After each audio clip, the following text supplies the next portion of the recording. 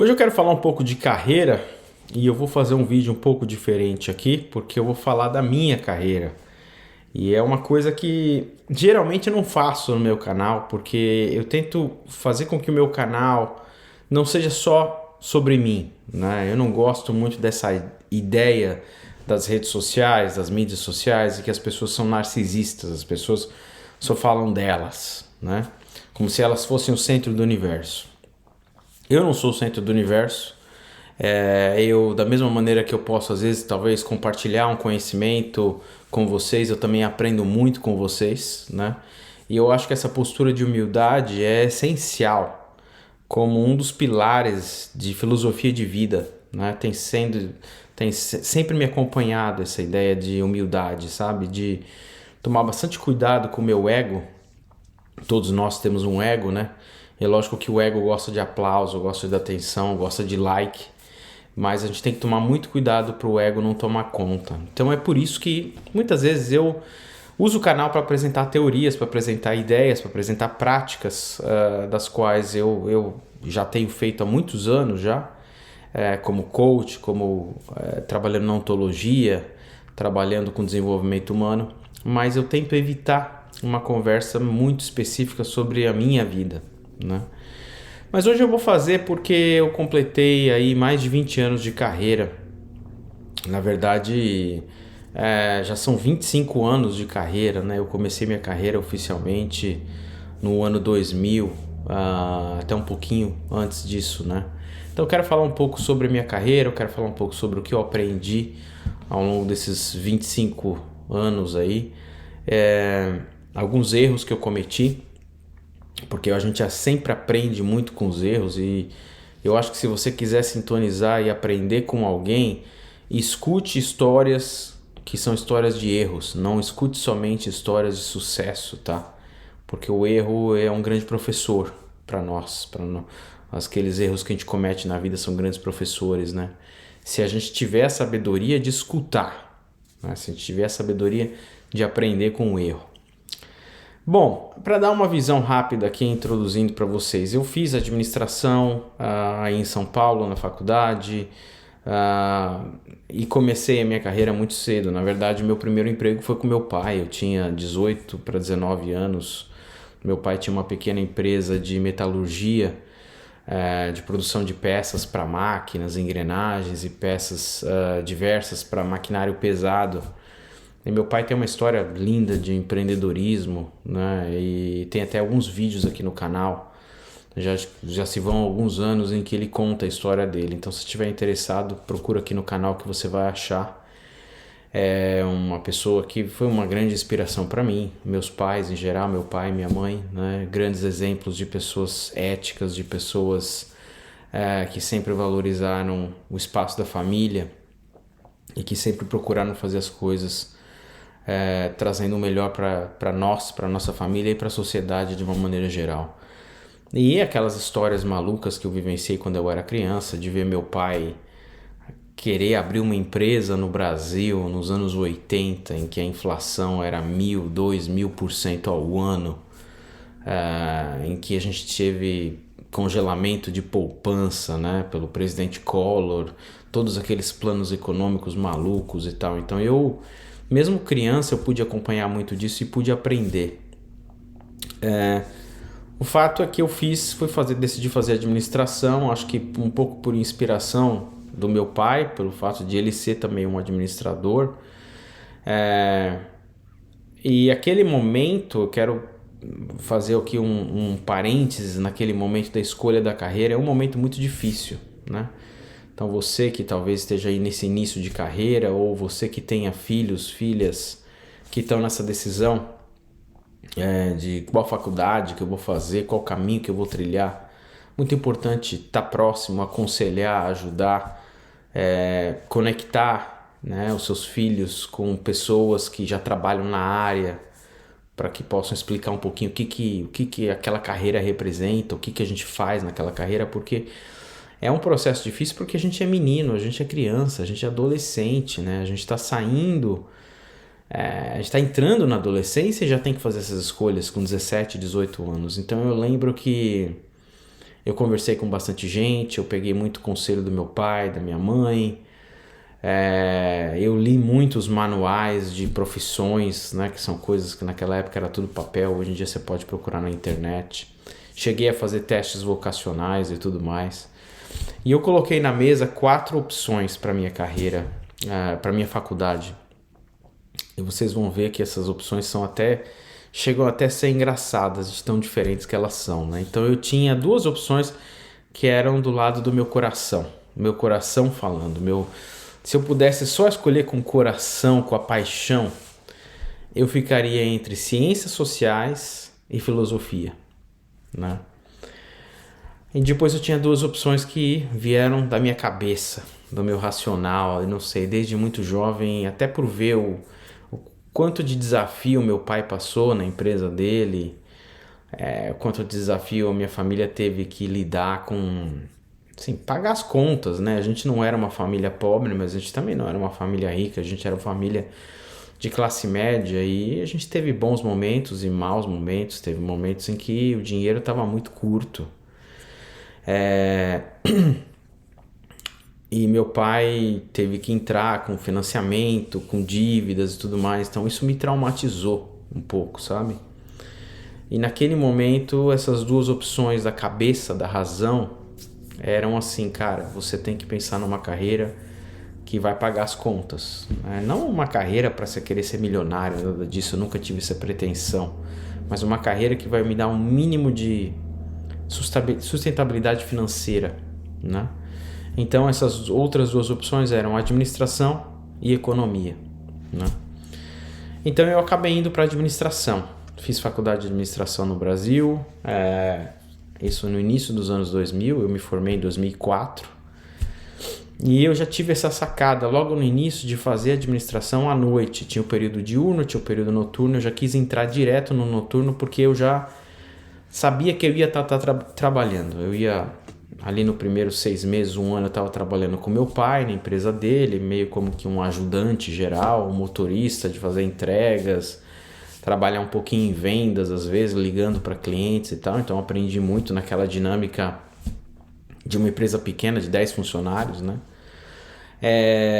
E eu já sabia que eu ia querer trabalhar desde o primeiro ano, segundo ano, porque eu precisava também. Eu queria ganhar meu dinheirinho, eu queria ganhar alguma coisa também para poder ajudar meu pai e minha mãe a pagar as contas de casa.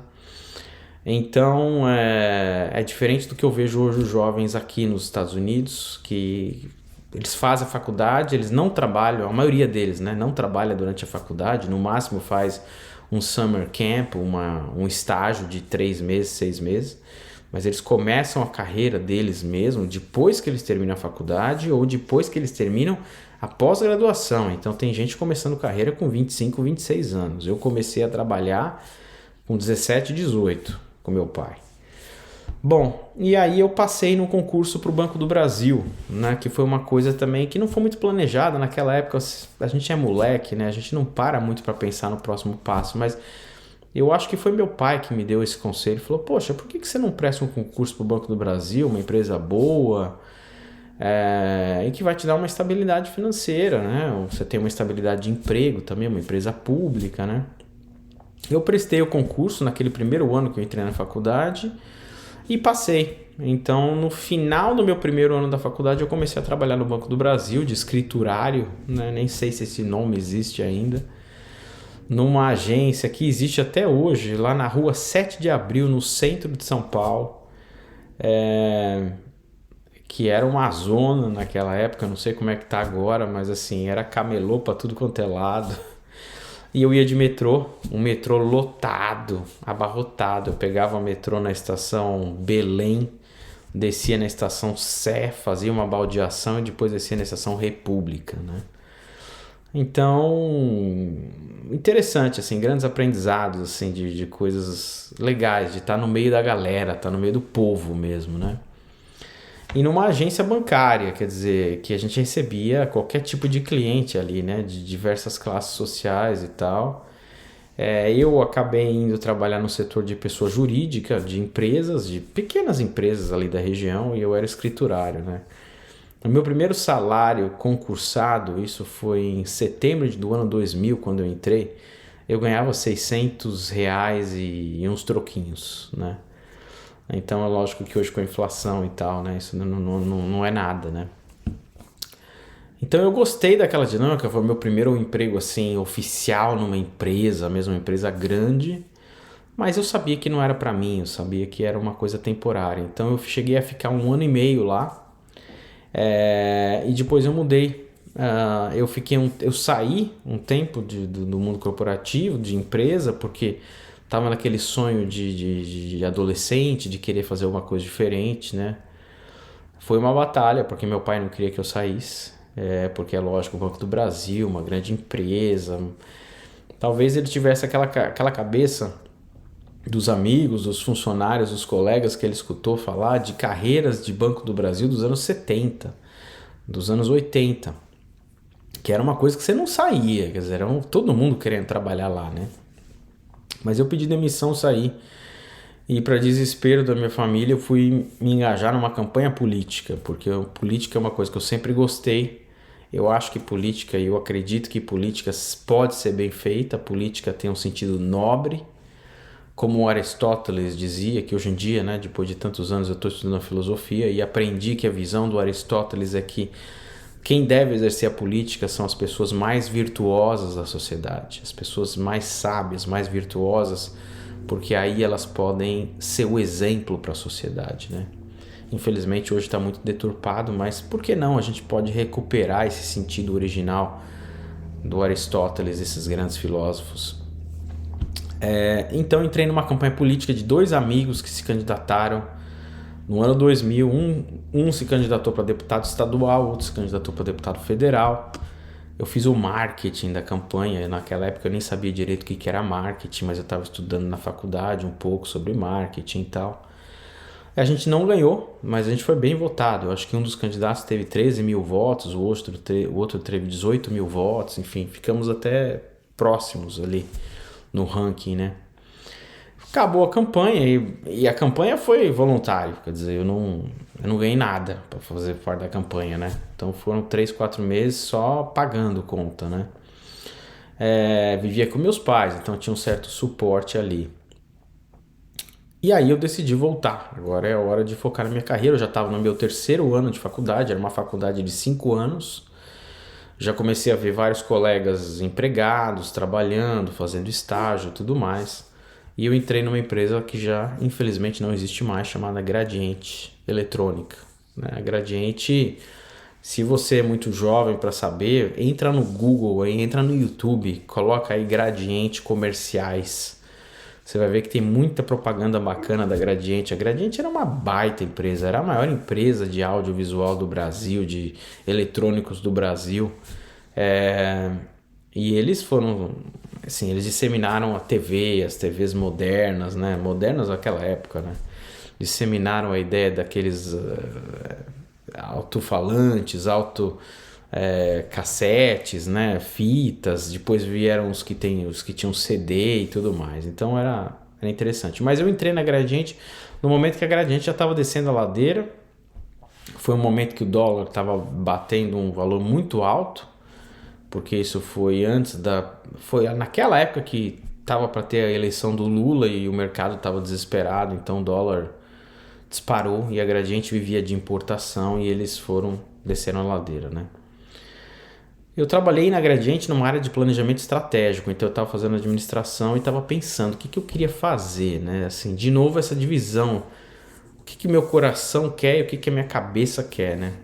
Eu queria ir para uma área, no coração, eu queria ir para uma área de recursos humanos, porque eu sempre adorei essa ideia de trabalhar com gente, de pessoas, e essa ideia de desenvolvimento de pessoas, gestão de pessoas, né? Até que ponto é possível, se você for um bom líder, até que ponto é possível você ajudar as pessoas da sua equipe a se desenvolverem, a serem profissionais melhores e talvez até serem seres humanos melhores, né? Eu fiquei sempre fascinado com essa ideia. Eu adorava, eu tirava as notas máximas em recursos humanos na faculdade. Então, recursos humanos, na cabeça, no coração. Na cabeça era marketing. marketing ou estratégia, né? Porque eram áreas que eu também gostava, não gostava tanto quanto recursos humanos, mas achava assim interessante. Então apareceu uma oportunidade numa empresa do setor farmacêutico, que é a Johnson Johnson, que naquela época eu nem sabia que a Johnson tinha um braço farmacêutico, né? E eu entrei nessa empresa, estava já indo para o 4º ano da faculdade, entrei como estagiário de marketing, passei 2 anos lá. Era um contrato de 2 anos para ser estagiário de marketing. Nesses 2 anos eu fiz uma rotação em vendas, que foi muito legal, muito interessante, aprendi muito, fui ser representante. Então eu entrei no setor farmacêutico já no primeiro dia, quer dizer, quando eu vi o cartaz na minha faculdade, naquela época era um cartaz que você via no mural ali, né? Estamos contratando, mande seu currículo por e-mail e tudo mais. Eu achei que aquilo ali eram produtos de bebê, produtos de sabonete, shampoo, aquela coisa toda de Johnson que a gente conhecia de supermercado, né? Mas me falaram, não, aqui é o setor farmacêutico. Eu nem sabia que a Johnson tinha um braço farmacêutico. Decidi entrei na farmacêutica e tô lá até hoje, né? Eu sou talvez aí um dos únicos que tá na mesma empresa há mais de 20 anos, né? Mas é porque eu gosto muito da empresa. A empresa tem uma cultura, um jeito de trabalhar muito bacana e outras também tem. Eu tenho muitos amigos, muitas amigas que trabalham em outras empresas do setor farmacêutico e também são ótimas, tá? A Johnson não é a única grande empresa, né? Mas o que me fez ficar lá esses anos todos foi principalmente a cultura da empresa. E a cultura da empresa significa o jeito da gente trabalhar, né? O jeito que a gente se ajuda. É uma empresa que as pessoas se ajudam, as pessoas colaboram, tem muita colaboração. Existe uma competição entre nós? Existe, mas não é tão grande, tão forte quanto eu escuto falar de outras empresas, né? A gente tende a focar nossa competição contra os competidores externos, né? E quando você trabalha num ambiente assim, é legal, porque você pode confiar nas pessoas, você cria uma relação de confiança, você cria uma relação de parceria, você cria uma relação de aprendizado mútuo, né? É muito comum, eu sempre vi isso na empresa. Eu, às vezes, não sei de alguma coisa, eu peço ajuda e as pessoas ajudam, né? E vice-versa, vice-versa. Então, é muito comum isso, né? É normal você falar, não sei, você pode me ensinar, você pode me ajudar, né? Líderes que eu tive na empresa até hoje são assim, sensacionais, né? Existe muita troca, toda empresa grande tem muita troca, né? Então eu nesses 22 anos de Johnson, eu tive 17, 18 chefas diferentes, né? Não vou falar aqui que todos foram maravilhosos, porque é impossível, né? Estatisticamente falando, é impossível. Mas a maioria deles foram muito bons. A maioria, assim, eu trabalharia de novo com certeza, né? Imensa maioria. Então, eu aprendi muito. São pessoas que têm um estilo muito humanizado. Os líderes em geral costumam ser muito focados, muito preocupados com pessoas, né? E a gente sempre aprende. O que eu sempre falo no meu canal aqui, você sempre vai aprender, né? Tendo um chefe, uma chefa diferente. Usa aquilo como uma oportunidade para aprender um jeito diferente de fazer as coisas. Ou até mesmo aprender o que não fazer. Tudo bem, né?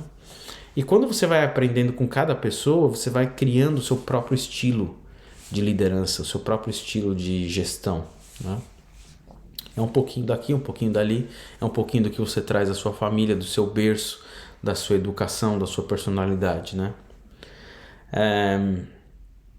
A minha carreira na Johnson principalmente foi os primeiros 10 anos, né? Eu tive essa experiência em vendas, que foi uma rotação muito rápida ali de 6 meses. E os primeiros 10 anos, tirando esse episódio, foram marketing. Então eu comecei como analista de marketing, né? Assistente de marketing, analista de marketing, depois eu passei para gerente de produto. A gente tinha essas definições, né? Um gerente de produto júnior, que era uma pessoa que estava começando, um gerente de produto pleno, que já era um nível um pouco acima, depois um gerente de produto sênior, que era o terceiro nível, já uma pessoa mais realmente sênior na função, né? Uma pessoa mais madura na função. E é um trabalho muito legal, porque trabalhando principalmente no Brasil, que era um mercado menor, eu tive essa oportunidade de trabalhar e desenvolver muito meu escopo, né? Porque nesses mercados menores, essa é a diferença que eu vejo hoje, Estados Unidos versus Brasil, ou mesmo países da Europa. Um time de marketing de um produto aqui nos Estados Unidos tem 20 pessoas, né? Tem 15 pessoas. No Brasil, a gente tinha muitas vezes uma pessoa, ou duas, ou três, né? Um time grande de marketing tinha 5 ou 6 e acabou. Então, essa oportunidade é muito bacana porque você acaba desenvolvendo a capacidade de ser um generalista, de ter escopo de trabalho, de fazer tudo da marca, né? Então, para você que está interessado em fazer uma carreira em marketing, pense nisso, porque eu sei que muitos de vocês têm esse interesse, às vezes se questionam, poxa, qual que é a diferença através de trabalhar em marketing no Brasil versus lá fora, porque eu também tenho interesse de ir para fora e tudo mais. Você vai aprender em escopo, você vai se tornar um generalista. Você vai ter muita exposição para a liderança, porque são empresas menores, as organizações do Brasil, e tem menos níveis, né? Tem menos layers, que a gente fala em inglês. E com isso, você vai ter muita exposição para a liderança sênior. Eu lembro que uma das primeiras marcas que eu fui gerente de produto, nossa, a gente estava passando por um momento difícil, porque era uma marca grande, estava começando a chegar uma competição forte de várias empresas. A gente montou um plano de ação para defender aquela marca, para proteger o market share, né? A participação de mercado. E eu, com os meus 25, 26 anos, eu comecei a sentar em reunião semanal, bissemanal, quinzenal, com o presidente da empresa. Então era eu, o diretor de marketing, o diretor de vendas e o presidente da empresa. Você imagina o nervosismo que eu não tinha, né? As borboletas no estômago, como a gente fala aqui, né? Aquele nervosismo, aquele pânico, muitas vezes, né? Eu, moleque, vou ter que explicar a estratégia da marca, o plano, os resultados para diretores, para presidente, né? Então, mas são momentos muito especiais, assim. Tente aproveitar, sabe? Porque a gente coloca tanta ênfase no medo, na ansiedade, no desespero, mas são esses momentos que fazem a gente aprender e amadurecer muito rapidamente. Então, aproveita. Lembra de se divertir um pouco, né? O que eu costumo dizer para a galera mais jovem hoje, assim, não esqueça que a vida também tem que ter esse lado da diversão, também tem que ter esse lado do prazer, né? Vamos fazer essa combinação, vamos aliar responsabilidade e prazer, né? Seriedade e diversão, né? Uma coisa não precisa excluir a outra. Depois eu tive uma outra experiência que foi fantástica na minha vida e eu vou falar isso de uma maneira geral no vídeo aqui, mas assim, eu sei que muitos de vocês, e até eu, durante muitos anos, tinha essa ideia assim, eu tenho que ter um plano de carreira rígido, uma coisa assim, que vai daqui até aqui, até aqui, até aqui. Uma coisa muito planejadinha, muito bonitinha. Ok, você pode fazer isso, você deve fazer isso, você deve ter um plano de carreira, mas crie essa flexibilidade, porque você sempre vai ter que lembrar que a vida também tem um plano para você. Você tem um plano para a vida e a vida tem um plano para você. Então, tem coisas que vão acontecendo no meio do caminho que você vai ter que ajustar o seu plano. Você vai ter que ter aquela flexibilidade. Então, um dos exemplos foi, até esse momento, a gente já está aqui em 2010 mais ou menos, eu nunca tinha pensado em trabalhar fora. Tinha viajado muito pouco para fora, já era casado e tal. Minha esposa também não tínhamos um interesse muito grande de viajar para fora. Mas apareceu uma oportunidade para a gente morar fora durante um ano, para fazer um programa de expatriado, né? Então, expatriado, as empresas oferecem isso, empresas multinacionais, geralmente, você vai por um ano ou por 2 anos, né? Pode até ser 3 anos, mas dificilmente é de 1 a 3 no máximo. E a gente foi para o Reino Unido. A gente morou na Inglaterra durante um ano. Foi uma experiência muito legal, muito interessante. Não foi uma experiência fácil, Que eu costumo dizer aqui nos meus vídeos, se você está interessado em mudar para fora, pesquisa no meu canal que você vai achar vídeos sobre o que é morar fora. Não é conto de fadas, não é fácil, porque você vai pisar numa cultura totalmente diferente. A cultura do Reino Unido, da Inglaterra, nossa senhora, é totalmente diferente da cultura brasileira. E você vai entrar numa empresa diferente, pode ser o mesmo nome, né? O nome ali na parede é o mesmo, mas os valores são os mesmos, mas assim, o jeito de trabalhar, os seus colegas de trabalho, os processos, o mercado, é tudo muito diferente. Então é isso que eu costumo dizer para os meus colegas, às vezes que eles brincam comigo, falam, você está na mesma empresa para sempre, você vai ficar lá para sempre e tudo mais. Eu falo, não é a mesma empresa. Não é a mesma empresa. Principalmente para pessoas como eu que trabalharam em tantos países diferentes, né? A empresa muda muito.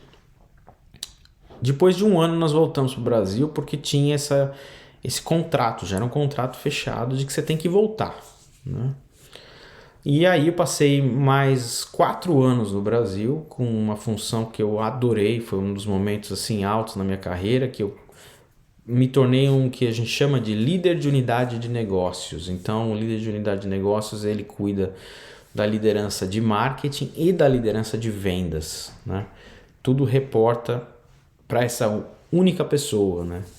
E isso é uma estrutura que funciona muito, muito, muito bem e, na minha opinião, muito melhor do que a estrutura clássica, porque na estrutura clássica você tem um líder de marketing e um líder de vendas e esses líderes reportam para o presidente, né? E você cria muito conflito entre marketing e vendas versus a ideia de você ter uma unidade de negócios onde todo mundo reporta para aquela pessoa, para aquela líder, para aquele líder, né? Então no final já está no meu barco. Então eu passei quase 4 anos liderando uma unidade de negócios lá, aprendi muito, tive a chance de trabalhar com pessoas fenomenais. Uma das coisas que mais traz prazer para a gente como um líder é você ver o crescimento das pessoas na sua equipe, sabe? Você vê que, poxa, eu contratei aquela pessoa cresceu na empresa, aquela pessoa foi promovida na empresa, aquela pessoa hoje está numa posição de liderança, né? Na empresa, no mercado, mas enfim. Isso é das melhores sensações, sabe? Para um gestor de pessoas que está preocupado com as pessoas mesmo.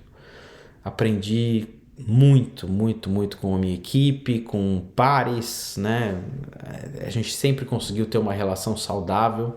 Isso é que eu falo da importância quando você vai escolher uma empresa. Eu falo sempre que não se preocupa, não olhe só o salário, não olhe só a oferta financeira. Preste atenção qual é a cultura da empresa, o jeito de trabalhar. Existe colaboração, existe confiança, existe até num certo nível, um nível saudável de amizade, né? Porque a gente sempre conseguiu criar um ambiente muito legal entre os pares, sabe? E tem empresas que vão no sentido contrário, tem empresas em que você vê os pares competindo uns contra os outros, né? Um querendo passar a perna no outro para ver quem vai ser promovido mais rápido. E isso destrói confiança, destrói todos esses elementos positivos de uma cultura, né? Então eu fui muito feliz de trabalhar com meus pares, aprendi muito. Eu acredito muito na diversidade e a diversidade para mim ela vai muito além. Ela engloba sim a cor da pele, mas ela vai muito além do que só a cor da pele, né? A gente fala de diversidade de personalidade, de estilo, de raízes, né? De educações diferentes, de pais diferentes que todos nós tivemos, de professores diferentes, de mentores diferentes, de experiências de vida diferentes. Tudo isso traz uma diversidade fantástica e você olha, às vezes, numa reunião com os pares, eu lembro muito de sentar e escutar meus pares apresentarem um plano de negócio, alguma coisa, e falar, nossa, que legal, eu não tinha pensado nisso. Isso é uma coisa bacana para eu começar a olhar, né? Essa ideia de compartilhar boas práticas, né? De falar, olha que interessante o jeito que aquela pessoa está abordando aquela situação, né? Então foram anos maravilhosos, mas aquele bichinho de morar fora, né? aquele mosquitinho, né? Aquela abelhinha que fica aqui zunindo no nosso ouvido depois que você vai morar fora, estava presente.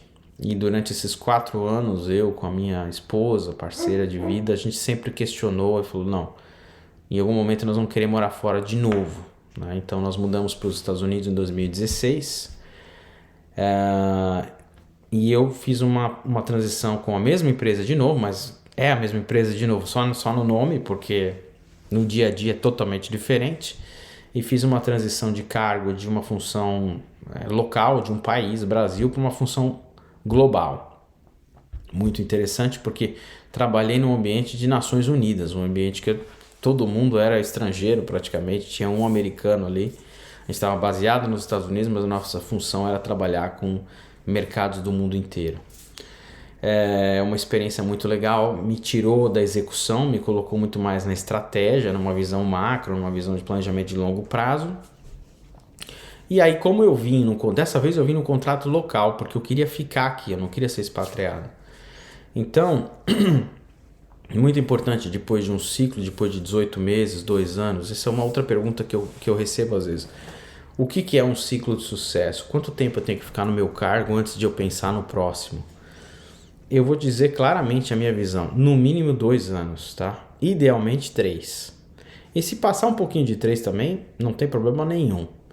Porque essa ideia de ficar trocando de cargo todo ano ou a cada 18 meses, você talvez está perseguindo a coisa errada. Você está perseguindo o cargo, você está perseguindo o status, você não está perseguindo o legado que você vai deixar e o aprendizado que você vai ter.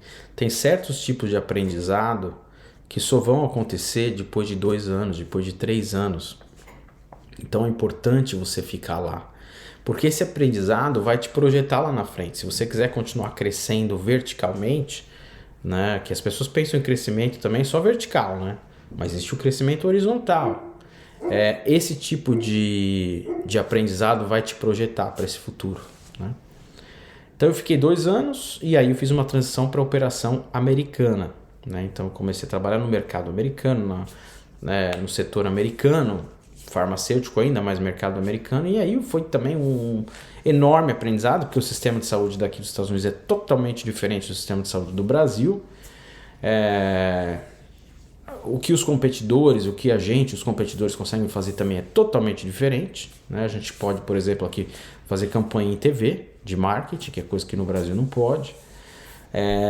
Enfim, grande aprendizado. Eu fiquei 2 anos e meio como diretor de marketing, cuidando principalmente do que a gente chama aqui de experiência do paciente, que a experiência do paciente aqui é se o paciente não só recebeu a prescrição do medicamento, mas também esse paciente conseguiu receber o medicamento, conseguiu adquirir o medicamento, tomou o medicamento e continua em terapia, continua sendo tratado, né? Então tudo isso é muito importante. Fiquei 2 anos e meio e depois eu voltei para vendas. Porque eu sentia saudade de vendas, eu adoro vendas, eu sentia também vontade de liderar uma equipe grande, de trabalhar com um grupo grande, porque esse é um outro aspecto. Dependendo do que você gosta, você não vai achar em determinadas áreas. Se o seu foco for gerenciar pessoas e é uma coisa que você ama e você quer trabalhar com um time grande, você vai ter que ir para vendas em algum momento. Você vai ter que ir trabalhar com times maiores. Você não vai encontrar isso no marketing. No marketing você vai ter 1, 2, 3 pessoas reportando para você, né? Então fui para vendas, trabalhei 3 anos e meio em vendas, cuidando primeiro de 1/3 do país, que é a região Nordeste, que é a região mais desenvolvida dos Estados Unidos, é a região Nordeste. E depois, nos últimos 2 anos, eu cuidei de toda a costa leste dos Estados Unidos. A gente dividiu o país em 2. Então, uma experiência fantástica, porque também você pode conhecer um monte de estados. Cada estado tem algumas diferenças no mercado e tudo mais.